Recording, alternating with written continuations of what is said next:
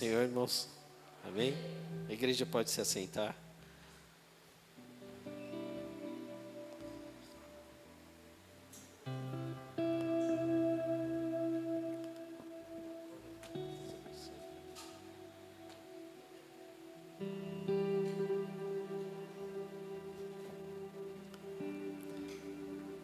É bom estar aqui hoje, né? Louvando e engrandecendo o nome do Senhor. É bom a gente ouvir os irmãos cantando, dando testemunho. O Luciano falou aqui, convidando a Raíssa, falou assim, olha, o hino da nossa época. Eu já virei ali e falei assim, olha, da época da Raíssa é meio difícil, né? Então, é isso para a minha época do que para a época dela. Se bem que o PC também cantou um hino aí que tirou lá do fundo também, hein, vocês. E é uma bênção estar aqui, engrandecendo o nome do Senhor, sabendo que o Senhor tem promessas nas nossas vidas, né? E ouvindo o Luciano fazendo uma promessa para nós também, né? Vamos orar por isso, né? Amém? Quem está nesse propósito de oração? Amém? Churrasco nunca é demais, né? Eu costumo dizer, eu falo com o pastor Abner que Deus sempre foi a favor de churrasco, porque senão ele não falava, olha, que o povo tinha que fazer o holocausto, né? Não tinha que fazer o holocausto, e ainda em algumas passagens ele diz ainda que tinha que salpicar com sal. Então você pensa, olha, é um churrasco. Para mim é um churrasco. Amém? Eu gostaria de convidar vocês a abrir lá em Lucas capítulo 13. É uma passagem que eu venho meditando. E eu gostaria que de compartilhar com vocês, amém? Lucas capítulo 13, tá? 13, versículo 6 até o versículo 9. É uma parábola. Eu não sei porquê, mas sempre quando eu penso em parábola, eu penso no Lujan, né? E eu fico até com vergonha, às vezes, de falar assim, olha, eu vou trazer uma parábola, né? Porque aí eu falo, Lujan bem do lado aqui. Aí você pensa assim, depois eu peço desculpa para ele, se alguma coisa fugiu. Mas eu espero que seja aquilo que Deus colocou no meu coração, que fale com vocês. Amém? Todos acharam? Diz assim o versículo 6. Então, Jesus proferiu a seguinte parábola. Certo homem tinha uma figueira plantada na sua vinha, e vindo procurar fruto nela, não achou. Pelo que disse ao viticultor, há 3 anos venho procurar fruto nesta figueira, e não acho. Podes cortá-la. Para que está ela ainda ocupando inutilmente a terra? Ele, porém, respondeu, Senhor, deixa ainda este ano, até que eu escave ao redor dela e lhe ponha estrume. Se vier a dar fruto, bem está. Se não, mandarás cortá-la. Amém? Esse é uma parábola de Jesus. Para contextualizar aqui, a gente vai entender que ele dá sequência a essa parábola. Antes disso, há um assunto, né, que Jesus ouve com algumas pessoas, e logo em seguida ele dá sequência a essa parábola. E o assunto era o seguinte, essas pessoas chegaram até Jesus e disseram assim, olha, que há uma ocasião, que houve um acontecimento naquela época, em que alguns galileus, que eram pessoas insurgentes, que eram talvez até mesmo pessoas que se rebelavam contra o Império Romano, elas foram pegas lá em Jerusalém, e Pilatos, no ato de punição, matou elas, e o seu sangue também foi colocado no sacrifício, o sangue desses galileus. E aí, Jesus ouvindo isso, porque existia da seguinte forma, o entender das pessoas é que se acontecesse algo desse tipo, é que essa pessoa realmente merecia algo. E aí você vai ver que Jesus fala assim, olha, de tal forma que se vocês não se arrependerem, vocês também vão ser condenados à morte. E logo em seguida ele usa uma outra parte, uma outra situação que aconteceu, é que uma torre havia caído sobre alguns homens que talvez não fossem nem maus, mas por um acidente essa torre caiu sobre eles. E ele diz assim, olha, vocês pensam que essas pessoas são mais pecadoras do que vocês? Pelo contrário, eu digo a vocês que se vocês não se arrependerem, não viverem uma vida de arrependimento, vocês estão condenados à morte, assim como essas pessoas também estão. Tirando ali, às vezes, tirando da cabeça das pessoas que o que acontece com uma pessoa, seja uma fatalidade, ou seja uma condenação, é algo que foi marcado por uma trajetória do que ela fez. Porque às vezes a gente imagina isso, né? Se aconteceu alguma coisa de ruim na vida de alguém, deve ser consequência de alguma coisa que ela fez. Só que Jesus já tira isso da mente das pessoas e diz assim, olha, eu vou dizer mais além do que vocês, porque vocês não se pensam que vocês são melhores do que ela, porque nada de ruim aconteceu. Eu te digo que se vocês não viverem uma vida de arrependimento, vocês estarão sendo condenados da mesma forma que elas. Estarão sujeitos à morte da mesma forma que elas. E dando sequência a esse assunto, Jesus começa a ensinar essa parábola. Ele fala dessa parábola onde existia uma vinha, existia videiras, né, que são aquelas plantas que a gente bem conhece, que é das uvas, né, que geram seu fruto, que é a uva. E no meio dessa vinha tinha uma figueira. O dono daquela terra, além de plantar as vinhas, as uvas, as videiras, ou melhor dizendo, ele plantou uma figueira no meio daquilo. Algo incomum, porque se você for ver, no meio de todos os destaques que a gente olha, no meio de uma plantação, você só vai ver a videira, as videiras ali. Só que no meio dela, uma árvore maior do que elas, se sobrepõe, que era a figueira. E aí Jesus começa a dizer que este homem, dono dessa terra, um certo dia se levanta e vai até essa figueira com a finalidade de procurar frutos. E se decepciona quando ele procura e não acha frutos naquela. E é uma árvore grande. É uma árvore grande que você não é simplesmente você olhar e achou aqui e já pegou. É uma árvore que talvez se você for igual a eu, talvez você pense assim, olha, nos galhos baixos não tem, porque alguém já pegou, mas eu vou subir e procurar nos galhos mais altos. Mas diz que o Senhor daquela terra não achou fruto algum naquela vinha, naquela videira, naquela figueira. E num ato de revolta ele chega até o viticultor, que cuida daquelas plantações, e diz assim, olha, 3 anos eu venho aqui, 3 anos eu procuro fruto nessa árvore, e essa árvore não dá fruto. Então faz o seguinte, corta, porque não vale a pena ter uma árvore inútil nessa terra. E como nós já lemos, aquele homem que cuidava daquela vinha, ele diz assim, olha, Senhor, espera mais 1 ano.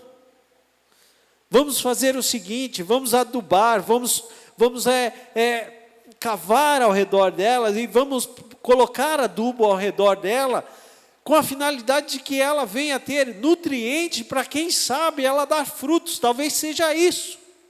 Se não for assim, se ela der fruto, bem, nós conseguimos. Se não for assim, é só cortar. E aí ele começa a trazer isso através do que Israel simbolizava.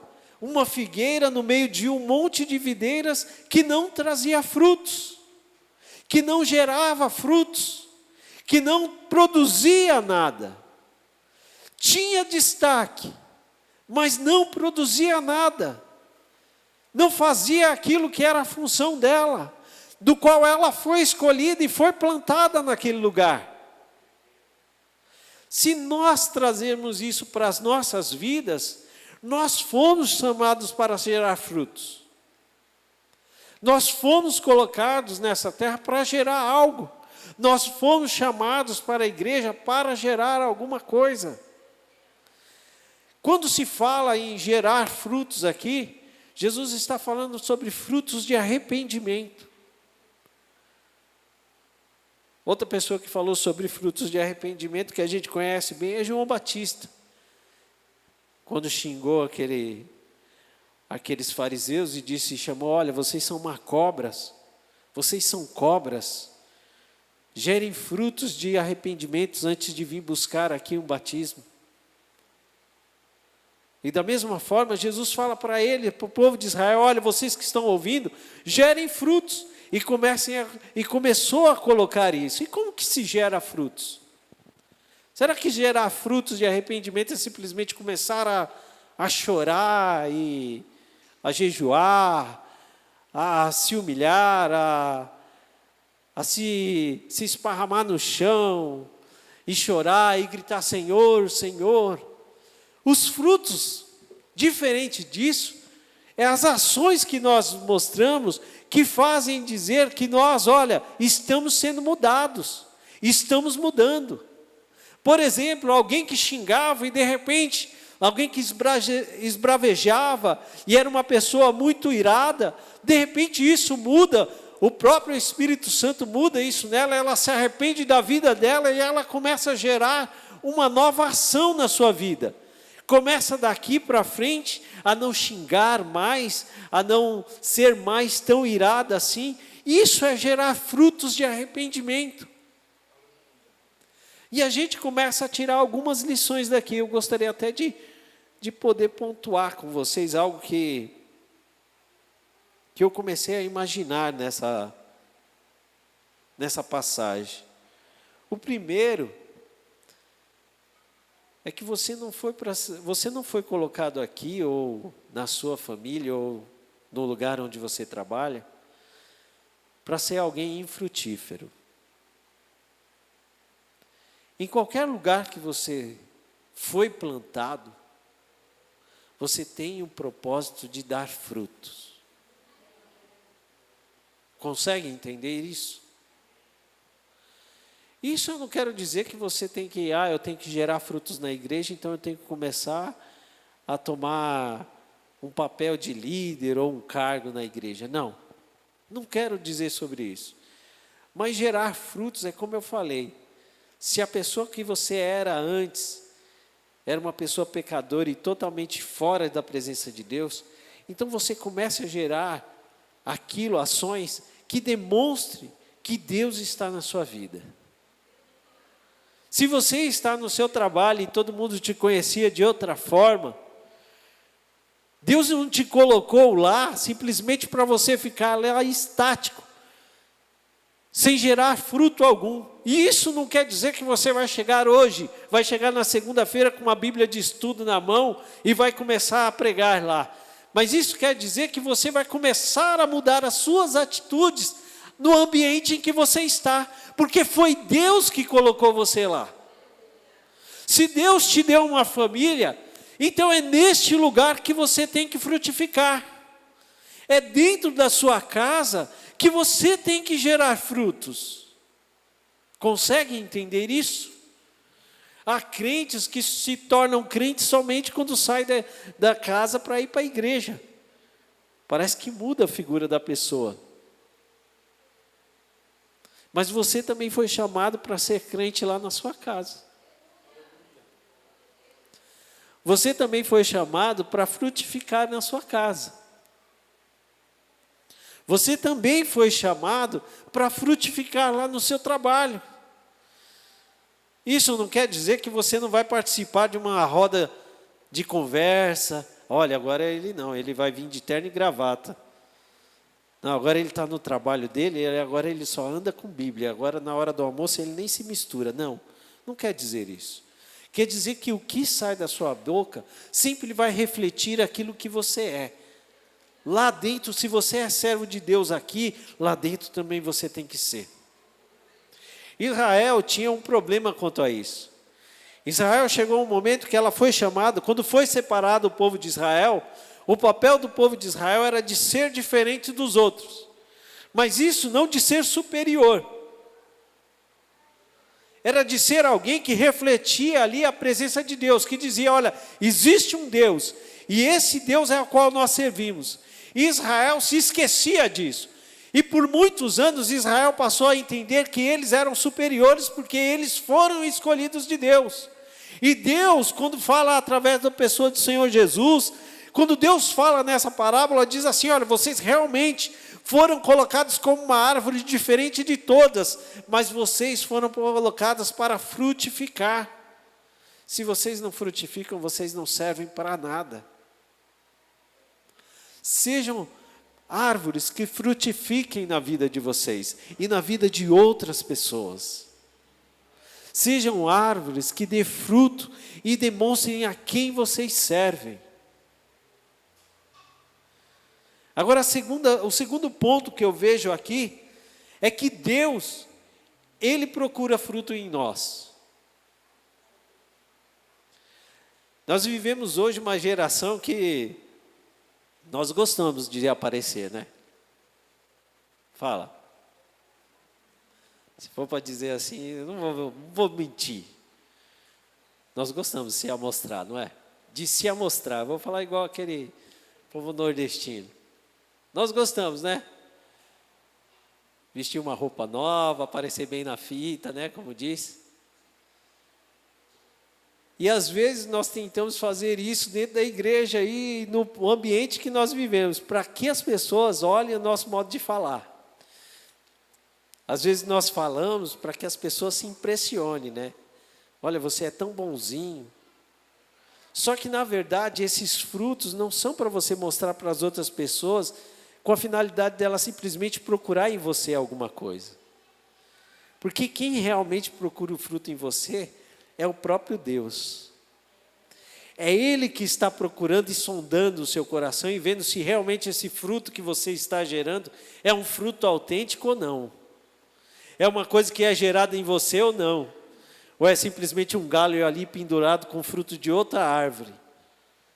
Porque quando nós às vezes estamos na igreja, eu costumo dizer que às vezes nós gostamos de imitar as pessoas que são mais atraentes aos nossos olhos. Não é verdade? Chegamos diante de um pregador, assistimos a pregação dele até no café da manhã. Chegamos a assistir no café da manhã, todas as horas. E às vezes quando nós vamos pegar a oportunidade, parece que é o pregador que está aqui em pessoa. Não é? Nos vestimos até mesmo igual a ele. Só que não é esse o fruto que Deus quer em você. Ele quer o fruto que é gerado do Espírito Santo. Algo que demonstre que você é nova criatura. Que você é uma pessoa escolhida dele. Aonde quer que for. Não que alguém fale assim, olha, você parece com o Hernandes Dias Lopes. Não, não é isso. Nossa, você parece muito com o pastor Eduardo. Até no jeito de falar. Né? Não é isso que Deus quer em você. Deus quer que você gere frutos, mas frutos que venham dele.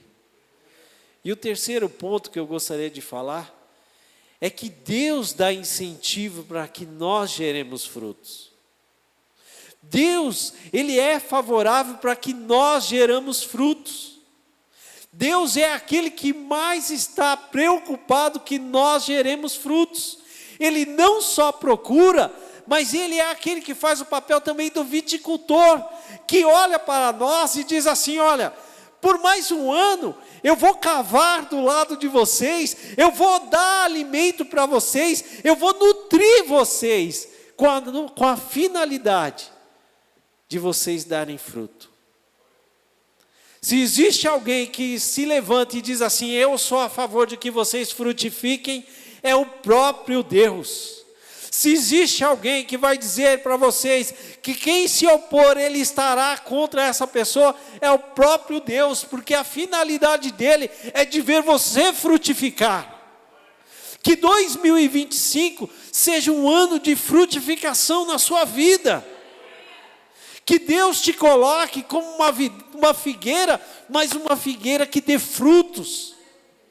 Ele é aquele que diz assim: olha, eu vou cavar ao redor, eu vou adubar ao redor, com a finalidade de que você dê frutos.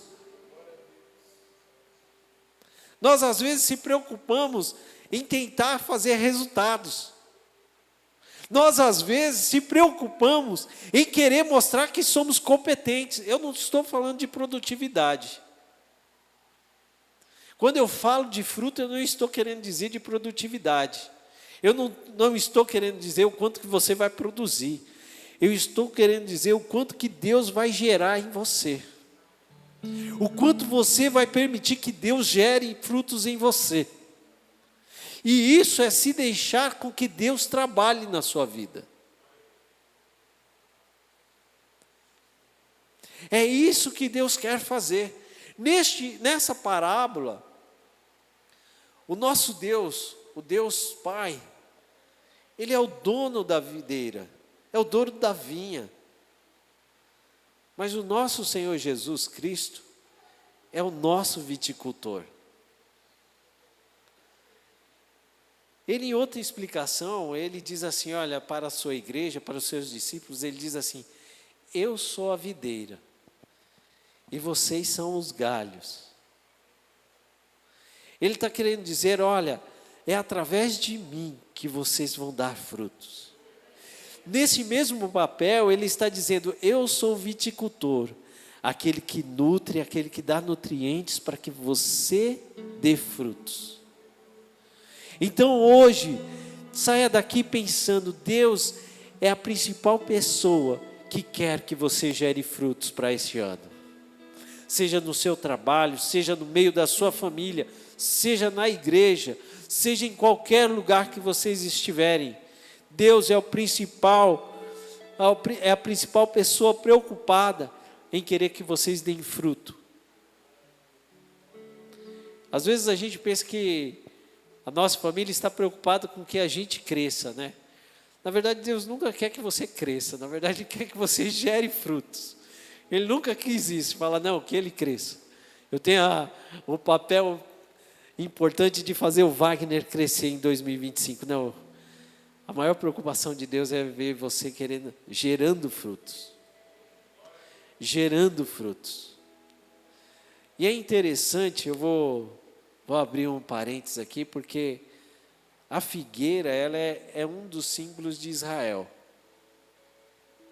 A figueira, ela tem dois significados. Primeiro, ela tem o significado de crescer e de gerar folhas que dê sombra. E isso, quem olha em Israel e começava a usar a analogia de uma figueira para uma família ou para alguém, queria significar assim, olha, é uma pessoa próspera, sabe? Com muitas folhas. Só que eu vou te dizer que Deus nunca esteve preocupado em ver vocês sendo uma árvore cheia de folhas. Porque as folhas são algo natural da figueira.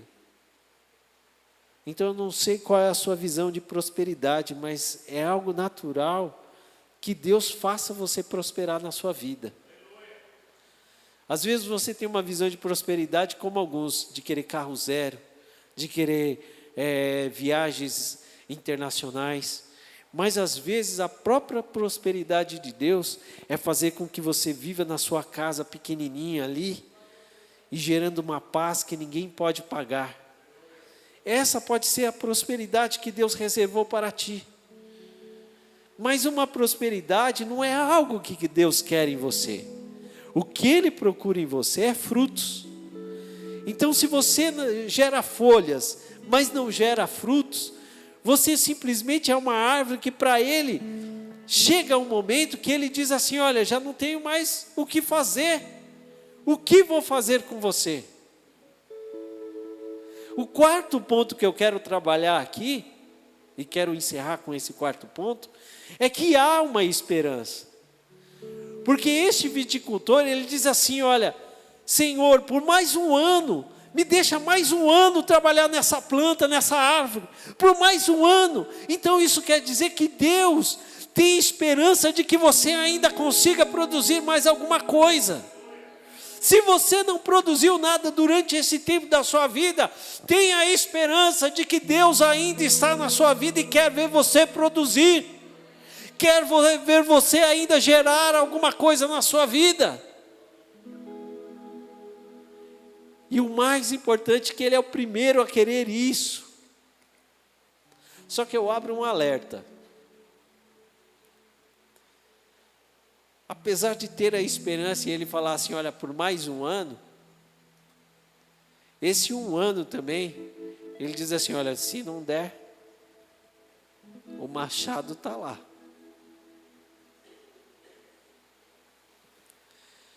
Eu não sei como você tem passado na sua vida familiar, na sua vida com relacionamento no meio da profissão, no meio da igreja, pessoal. Mas eu quero te dizer que Deus dá chance para você crescer, não, dar fruto sim. E essa chance, ela também chega ao final. Talvez esse ano seja a última chance para você. Talvez o seu relacionamento com a sua família esteja chegando no limite e Deus está te dando a última chance. Talvez no seu trabalho seja o momento em que você está vivendo os últimos períodos que Deus tem de misericórdia. Porque Ele disse assim, olha, se der fruto, bem está, mas se não der, pode cortar. Jesus disse assim, que Ele era a videira, que vocês são os galhos. O galho que der fruto, Ele poda para dar mais galho, mais fruto. Mas o galho que não der fruto, Ele arranca e joga para ser queimado na fogueira. Deus está querendo te dar mais uma chance talvez. Deus te chamou para ser frutífero. E quando eu vejo essa passagem aqui, eu começo a lembrar, eu lembrei de uma frase do fundador da igreja metodista, né, John Wesley. E em uma das suas orações ele diz assim, ó Senhor, não me deixe viver inutilmente. O que é viver inutilmente para você? O que é viver uma vida inútil? Não é uma vida de conquistas, irmãos. Às vezes a gente fala assim, uma vida inútil é uma vida que não conquistou nada. Uma vida que não ganhou bens algum. Que não tem um diploma. Mas o que é dar sentido para a vida? O que é você dar sentido para a sua vida? A irmã Jaciara, ela trouxe uma mensagem que ela disse assim, olha, viva cada dia. E como é que é viver cada dia? Como que é você viver cada dia? Ter um propósito na sua vida todos os dias. Ter um propósito de se levantar e quando deitar dizer, graças a Deus o Senhor esteve comigo o dia inteiro. A Bíblia diz que nós fomos criados para adorá-lo, para servi-lo a todo momento. Será que a vida inútil é você viver sem servir a Deus? Sem se levantar e dizer assim, olha, hoje pelo menos o que eu vivo para a honra e glória dEle. Porque o apóstolo Paulo, ele diz assim, olha, quer comais, quer bebais, o quê? Fazei tudo para a glória de Deus. Será que você tem feito isso? Será que você tem se levantado de manhã e deitado ao anoitecer e meditado na sua cama e dito assim, olha, eu vivi hoje para a glória de Deus? ou eu vivi para as minhas preocupações, eu vivi pelas minhas ansiedades, eu vivi à toa, se divertindo, simplesmente gozando somente a minha vida e não pensando em mais ninguém? Será que a sua vida tem sido uma vida frutífera, que dá honra e glória ao Senhor? Deus está te dando uma chance. Glorifique a Deus e vive para a honra e glória dEle, em todos os momentos. Saia daqui hoje, talvez você se reúna com a sua família, quando chegar em sua casa. Talvez você chegue na sala da sua casa, ligue a TV, se reúna e dê risada com a sua família, mas pense, tudo isso é para a glória de Deus. Chegue agora e faça como o Luciano, vai para uma churrascaria, mas seja tudo para a honra e glória de Deus. Amém? Faça tudo na sua vida para a honra e glória de Deus. E você vai ver que a sua vida vai gerar frutos, e frutos em abundância. Amém? Eu queria que essa passagem seja a meditação da igreja. Quando eu li isso e quando Deus falou comigo, eu fiquei pensando assim: uma figueira no meio de uma videira, faz sentido isso?